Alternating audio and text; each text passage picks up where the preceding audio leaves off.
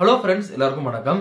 Current அஃபேர்ஸுக்கு videos பார்த்தோம் அப்படின்னா நிறைய யூடியூப் சேனல்ஸ் அப்லோட் பண்ணிட்டு இருப்பாங்க.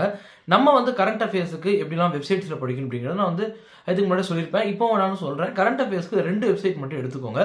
நான் ஃபாலோ பண்ணது அஃபேர்ஸ் கிளடும் பேங்கர்ஸ் ஆடாவும். இப்போ மார்க்கெட்டில் உங்களுக்கு பெஸ்ட்டாக இருக்கக்கூடிய பெஸ்ட்டாக ஒர்க் அவுட் ஆகக்கூடிய 2 வெப்சைட் எடுத்துக்கோங்க. 2 வெப்சைட்ஸ் எடுத்துக்கோங்க. நீங்கள் என்ன பண்ணுங்க அப்படின்னா, உங்களோட ஸ்டூடெண்ட்ஸ் ஆஸ்பிரன்ஸ் இல்லை யார்கிட்ட கேட்டு 2 பெஸ்ட் எடுத்துக்கிட்டாலும் சரி, இல்லை அஃபேர்ஸ் கிளட் பேங்கர்ஸ் ஆடா அப்படிங்கிறது கரெக்டாக தான் இருக்கும். நான் அது படிக்கும்போது கரெக்டாக இருந்துச்சு 2019ல் 18-19ல். இப்போ நீங்கள் நிறைய புதுசாக வந்ததுனால நீங்கள் உங்களுக்கு தகுந்த மாதிரி எடுத்துக்கோங்க. பட் நான் சொல்ல வர்றது என்ன அப்படின்னா, நிறைய நியூஸ் பேப்பர் படிக்கிறதுங்கிறது ஒரு பெரிய தவறு, நிறைய வெப்சைட்ஸ் படிக்கிறதுங்கிறது ஒரு பெரிய தவறு.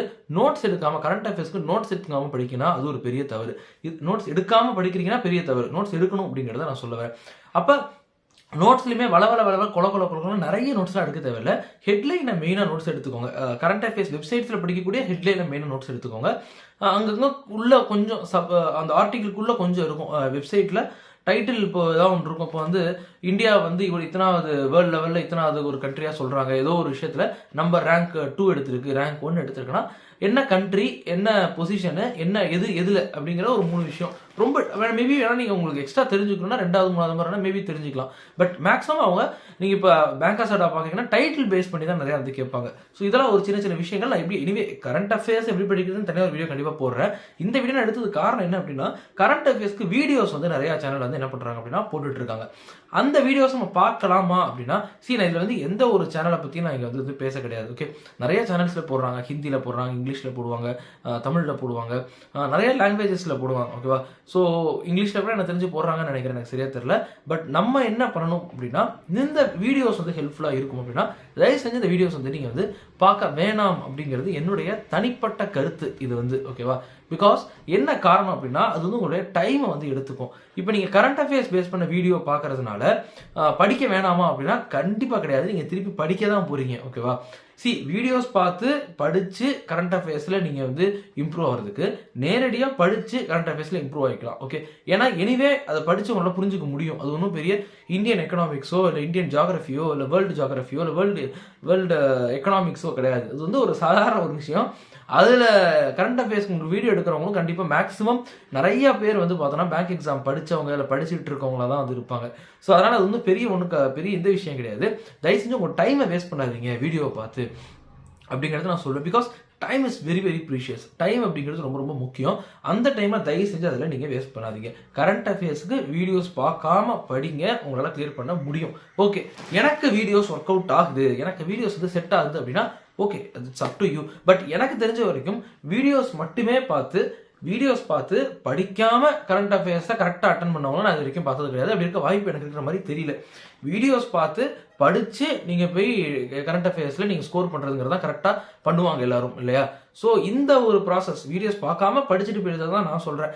வீடியோஸ் ஏன் பார்க்க எப்படி ஹெல்ப் பண்ணும் அப்படின்னா, மேபி உங்களுக்கு அந்த மெமரி, விஷுவல் மெமரி மேபி அது உங்களுக்கு தரலாம். அவர் இப்போ கொஞ்சம் ஷார்ட்கட் மேபி சொல்லலாம். இப்போ ஐஸ்லாண்டு பேஸ் பண்ணி ஒரு நியூஸ் வருதுன்னா ஐஸ் குழுன்னு இருக்கும், அந்த மாதிரி மேபி அவர் சொல்லலாம். பட் அது நீங்கள் படித்தா உங்களுக்கே அது கிராஜுவலாக வர ஆரம்பிச்சிடும்.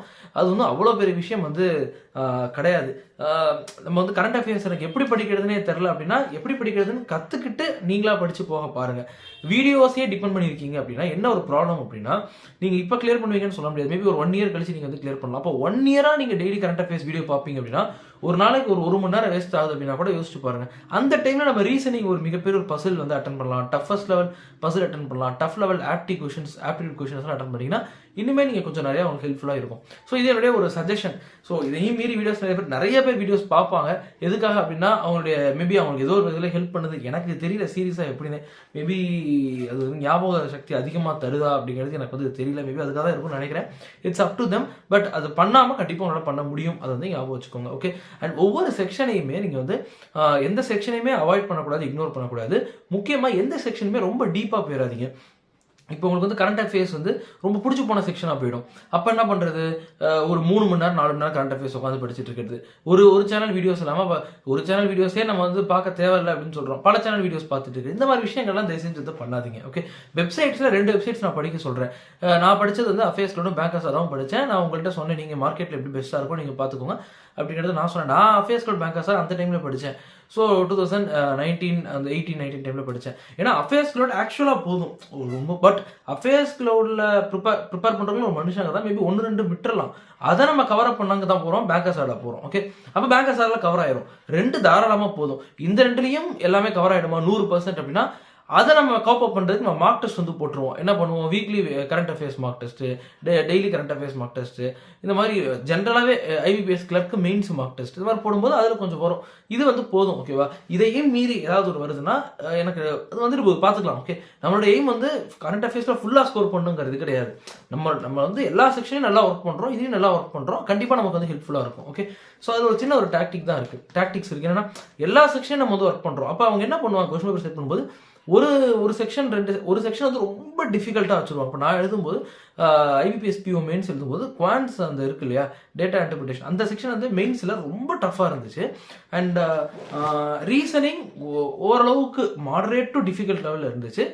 இங்கிலீஷும் கரண்ட் அஃபேர்ஸும் ஈஸியாக லெவலில் வச்சுருந்தாங்க. ஸோ இப்படி தான் அவங்க செட் பண்ணுவாங்க அப்போ.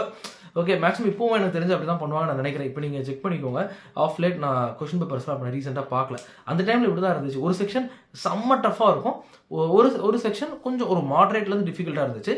2 செக்ஷன் ஈஸியாக வச்சாங்க. ஓகேவா, கரண்ட் அஃபேர்ஸ் அவ்வளோ ஈஸியாக இருந்துச்சு, இங்கிலீஷ் லாங்குவேஜ் அவ்வளோ ஈஸியாக இருந்துச்சு. எல்லாமே ஸ்ட்ரெயிட்டாகவே டேரக்ட் கொஷின்ஸாக இருந்துச்சு கரண்ட் அஃபேர்ஸ்லாம். ஸோ நீங்கள் இப்படி ப்ரிப்பேர் பண்ணும்போது உங்களுக்கு அப்போ அங்கே கரெக்டாக வந்து ஒர்க் அவுட் ஆகிடும். ஓகே, உங்களுக்கு கரண்ட் அஃபேர்ஸ் கஷ்டமாக இருந்துச்சுன்னா நீங்கள் மற்ற செக்ஷன் கரெக்டாக படிச்சிருப்பீங்க. குவான்ஸ் ரீசனிங்லாம் பண்ணியிருந்தீங்க, இங்கிலீஷ் லாங்குவேஜ்லாம் பண்ணிங்கன்னா உங்களுக்கு வந்து ஓகே ஆகிடும். ஸோ உங்களுக்கு காப்பாற்றிடுவாங்க, டோன்ட் வெரி. ஓகே, ஸோ இதுதான் வந்து ஒரு சின்ன விஷயம். பட் இதே நான் டீட்டெயிலாக கரண்ட் அஃபேர்ஸ் பற்றி இன்னும் கூட நான் அடுத்த வீடியோஸில் நான் போடுறேன். ஓகே, உங்களுக்கு ஏதாவது டவுட்ஸ் இருந்துச்சுன்னா கீழே கமெண்ட் செக்ஷனில் போடுங்க. நமக்கு டெலிகிராம் குரூப் இருக்குது, அது லிங்க் இருக்குது, அதை ஜாயின் பண்ணிக்கோங்க. ஸோ அடுத்த வீடியோஸில் பார்ப்போம். பை. நீங்கள் நம்ம சேனல் சப்ஸ்கிரைப் பண்ணுங்கள். ஸோ அடுத்த வீடியோஸ் பார்ப்போம். பை.